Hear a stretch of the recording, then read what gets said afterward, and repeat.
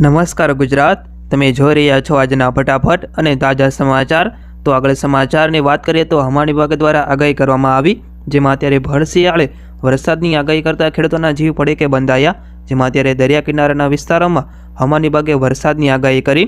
જ્યારે અત્યારે જણાવીએ કે છેલ્લા 2 દિવસથી ઠંડીનો પારો પણ અત્યારે ગગડ્યો છે। ત્યારે અત્યારે ગુજરાતના વિવિધ શહેરોમાં પણ તાપમાન 2 થી 3 ડિગ્રી ઘટ્યું। ત્યારે આ બધાની વચ્ચે વરસાદની આગાહી કરવામાં આવી, જેમાં અત્યારે ભેજ સાથે આવતા વરસાદી માહોલ રહી શકે છે, તેમજ ઉત્તર પૂર્વના પવન અને ભેજને લઈને કંઈક વરસાદી પણ ઝાપટા જોવા મળી શકે છે। તો ગુજરાતમાં કોરોનાની એન્ટ્રી થતાં આરોગ્ય વિભાગ સતર્ક થવા પામ્યું અને ગાંધીનગરમાં કોરોનાના 2 કેસ નોંધાતા આરોગ્ય વિભાગ દ્વારા સતર્કતાના ભાગરૂપે જે મહિલા છે તેના સંપર્કમાં આવેલા તમામ લોકોના સેમ્પલ અત્યારે તપાસ અર્થે પણ મોકલવામાં આવ્યા। જ્યારે એ પોઝિટિવ આવેલા બંને વ્યક્તિ અત્યારે તે દક્ષિણ ભારતના પ્રવાસે ગયા હોવાનું પણ અત્યારે પૂછપરછમાં સામે આવ્યું છે અને કોરોના પોઝિટિવ આવેલ બંને મહિલા સેક્ટર 6ના રહેવાસી છે, જેમાં અત્યારે સેમ્પલ જીનોમ સિક્વન્સ માટે મોકલી આપવામાં આવ્યા છે।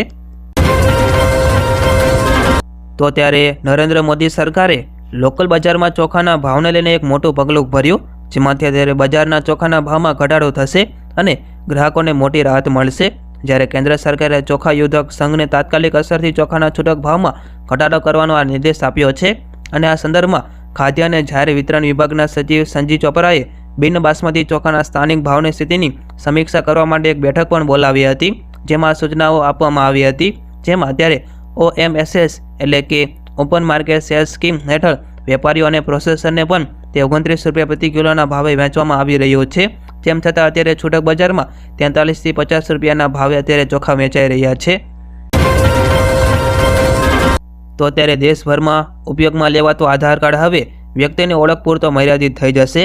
જેમાં અત્યારે UIDAIના નવા સુધારા બાદ આધાર કાર્ડ હવે જન્મ તારીખ માટે પણ માન્ય રહેશે નહીં અને જો તમે ક્યાંય પણ કોઈ પણ કામ માટે આધાર કાર્ડનો ઉપયોગ કરી રહ્યા છો તો તમારે આધાર કાર્ડની સાથે જન્મ તારીખ માટે તમારું જન્મ પ્રમાણપત્ર પણ રજૂ કરવું પડશે અને આ ફેરફાર હાલમાં આધાર કાર્ડની સંસ્થા UIDAI દ્વારા અત્યારે કરવામાં આવ્યો છે અને આ સાથે નવું આધાર કાર્ડ ડાઉનલોડ કરવા અને આધાર કાર્ડમાં સુધારા બાદ આ માહિતી પણ અત્યારે લેખિતમાં આપવામાં આવી રહી છે।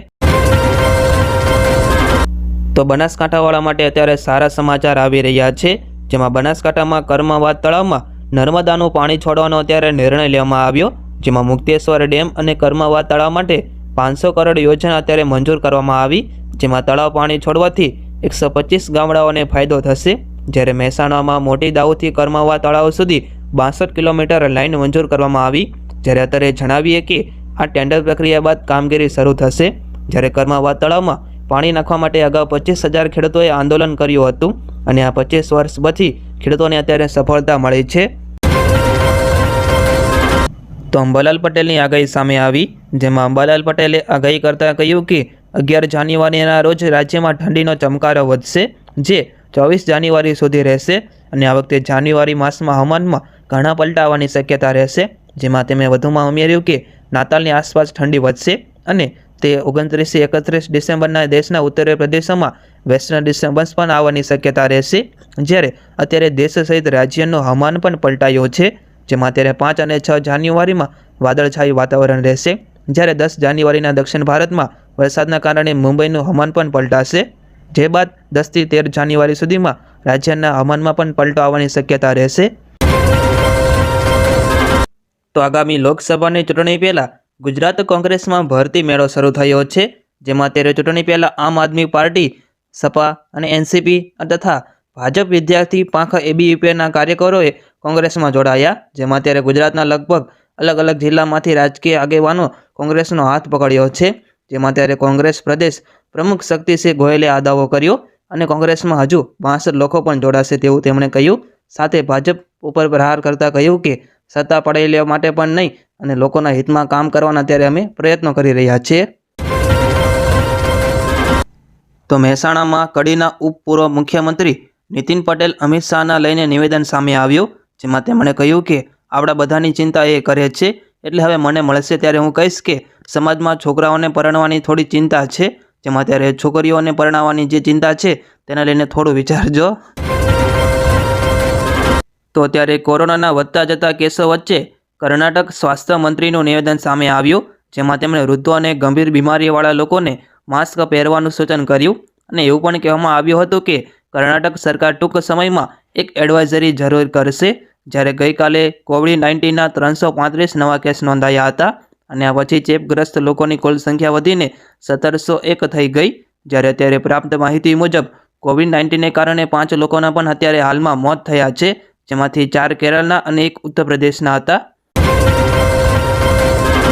તો અત્યારે શિયાળામાં લીલા શાકભાજીની આવક વધતા ભાવ ઘટવાનું નામ લેતું નથી।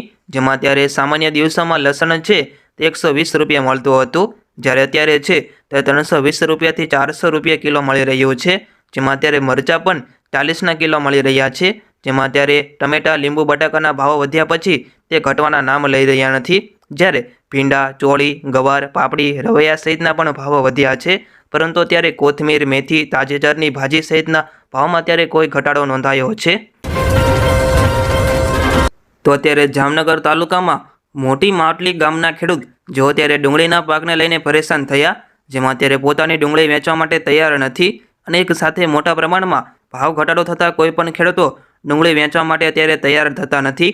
જ્યારે જામનગરના ખેડૂત રમેશભાઈએ વાતચીતમાં જણાવ્યું હતું કે હું પહેલાં ડુંગળીના 600થી 800 રૂપિયા એક મણના ભાવ મળતા હતા, ત્યારે નિકાસ બંધ થતાં અત્યારે 100થી 350 રૂપિયા સુધી ભાવ મળી રહ્યા છે અને અત્યારે કોઈ પણ વેપારી ડુંગળી લેવા માટે તૈયાર નથી। તમારું શું કહેવું છે તે તમે કોમેન્ટ કરીને જરૂર જણાવજો।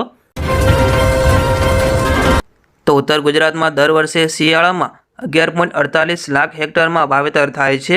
તેની સરખામણી આ વખતે વાવેતર વિસ્તાર વધ્યો અને 11.67 લાખ હેક્ટર વિસ્તારમાં વિવિધ રવિ પાકોનું વાવેતર કરવામાં આવ્યું। જેમાં અત્યારે ઉત્તર ગુજરાતમાં એકમાત્ર મહેસાણામાં અગાઉના વર્ષના વાવેતરની સરખામણીએ સરેરાશ 90.93% વાવેતર થયું, જ્યારે આ સિવાયના તમામ જિલ્લાઓમાં 100% કરતાં વાવેતર કરવામાં આવ્યું। જેમાં પાટણ જિલ્લામાં 108.54%, સાબરકાંઠામાં 106.18%, અરવલ્લીમાં 102.1%, બનાસકાંઠામાં 101.53% વાવેતર ગત તારીખ 16મી ડિસેમ્બર 2023 સુધીમાં થઈ ગયું છે। તો સોનું ખરીદવા માગતા માટે ખુશ ખબર આવી, જેમાં ગઈકાલે સોનાના ભાવમાં ઘટાડો જોવા મળ્યો હતો। જેમાં ઇન્ડિયન બુલિયન જ્વેલર્સ એસોસિએશન એટલે કે IBJ અનુસાર 24 કેરેટ સોનાનો ભાવ વધીને 61,870 રૂપિયા પ્રતિ 10 ગ્રામ થઈ ગયો, જ્યારે અગાઉ સોનાનો ભાવ 62,367 રૂપિયા પ્રતિ 10 ગ્રામ થયો હતો। જોકે આ રીતે જોવામાં આવે તો અગાઉના ટ્રેડિંગ સેશનની સરખામણીએ સોનું 497 રૂપિયા પ્રતિ 10 ગ્રામ સસ્તું થયું, જ્યારે ચાંદીની કિંમત છે તે 74,000 પ્રતિ 10 કિલોની આસપાસ છે। તો 370ની કલમ અંગે મોટા સમાચાર આવ્યા, જેમાં જમ્મુ અને કાશ્મીરમાંથી કલમ 370 નાબૂદ કરવાના કેન્દ્ર સરકારના આ નિર્ણયને હવે સુપ્રીમ કોર્ટે પણ મંજૂરી આપી દીધી અને આ પછી અત્યારે વિરોધ પક્ષો સહિત કાશ્મીરના પક્ષોએ કલમ 370 હટાવવા માટે લાંબી લડાઈ લડવાની વાત કરી। જ્યારે વડાપ્રધાન નરેન્દ્ર મોદીએ હજુ સુધી આ મુદ્દે કંઈ સીધું કહ્યું નથી, પણ હવે તેમણે એક મોટી ટિપ્પણી કરતા ગઈકાલે કહ્યું કે બ્રહ્માંડની કોઈ શક્તિ જમ્મુ કાશ્મીરમાં કલમ 370 પાછી લાવી શકશે નહીં। તો સંસદમાં સરકારે ચલાવી કાતર, જેમાં વાત કરીએ તો સંસદના શિયાળુ સત્રમાં સોમવારે બંને ગૃહોમાં વિપક્ષી સાંસદોએ ભારે હંગામો કર્યો હતો, જેમાં સંસદની સુરક્ષામાં ભંગના મુદ્દે હંગામો મચાવવા અને કેન્દ્રીય ગૃહપ્રધાન અમિત શાહ પાસેથી જવાબ માંગવા બદલ અત્યાર સુધીમાં કુલ 81 સાંસદોને સસ્પેન્ડ કરવામાં આવ્યા છે। જેમાં શુક્રવારે બંને ગૃહોમાંથી કુલ 14 સાંસદોને સસ્પેન્ડ કર્યા બાદ આજે એટલે કે સોમવારે સ્પીકરે લોકસભામાંથી વધુ 33 સાંસદોને સસ્પેન્ડ કર્યા છે। જેમાં બીજી તરફ રાજ્યસભામાં હંગામો મચાવતા અધ્યક્ષને 34 સાંસદોને સસ્પેન્ડ કરી નાખ્યા। જો આ રીતે જોઈએ તો અત્યાર સુધીમાં 81 સાંસદો સામે અત્યારે કાર્યવાહી કરવામાં આવી છે।